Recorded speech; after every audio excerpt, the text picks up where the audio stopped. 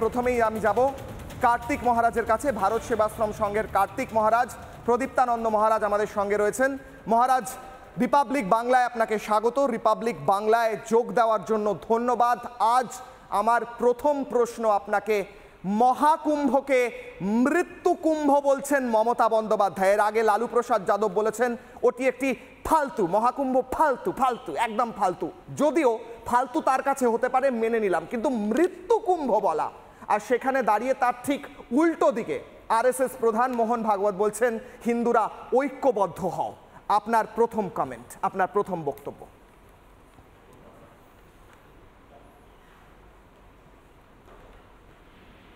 কুম্ভ মেলা হাজার যাবৎ চলছে, কবে ছিল দেবাসুর সংগ্রাম, সেখান থেকে কুম্ভ মেলা। সুতরাং এত বড় একটা দুর্ঘটনা ঘটেছে, নিঃসন্দেহে দুর্ভাগ্যজনক, কিন্তু এইভাবে মন্তব্য করা, কারণ সৌদি আরবে এরকম ছিল, ভাটিকানে ঘটনা ঘটতেই পারে, তা বলে এইভাবে বলাটা সমস্ত হিন্দু ধর্মকে, হিন্দু ধর্মের অস্তিত্বকে, ভারতীয় সংস্কৃতিকে, এটাকে আঘাত হানা। নিঃসন্দেহে আগামী আমাদের পশ্চিমবঙ্গের হিন্দুরা জবাব দেবেন আমি মনে করি। আর এরা আস্থা করে চলে যাবে। অবশ্য বহু আগেই ডক্টর আজাদ বলেছিলেন, religion without politics is human ডিক্স। যদি ধর্মহীন রাজনীতি হয় এরকমই অবস্থা হবে।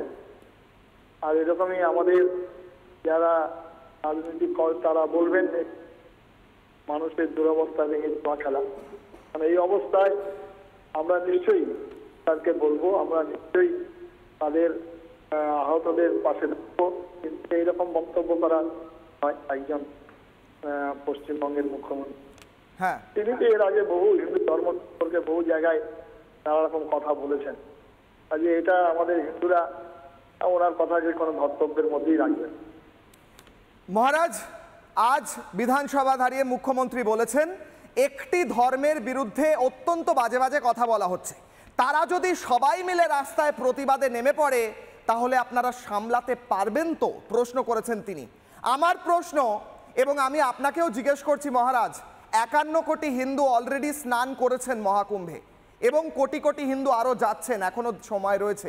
এছাড়া ভারতবর্ষের প্রত্যেকটি হিন্দু, গোটা বিশ্বের প্রত্যেকটি হিন্দু।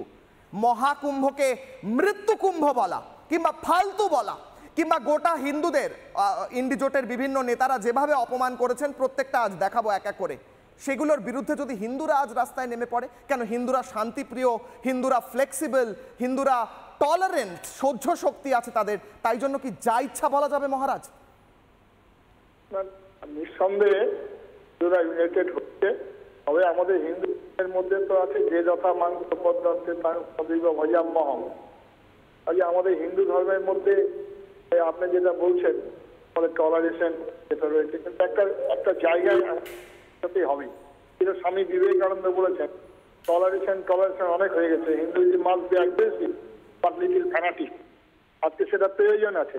তখন বিবেকানন্দ জাহাজে চেপে আছেন, সাহেব হিন্দু ধর্ম সম্পর্কে নিন্দা করছিলেন, বারবার করে বলছে হিন্দু ধর্মের মহত্ব, উদারতা, বিশ্বজনীন আদর্শ তুমি জানো না, কেন তুমি শুধু শুধু আমার এই হিন্দু ধর্ম সম্পর্কে সাহেব ক্ষান্ত হন।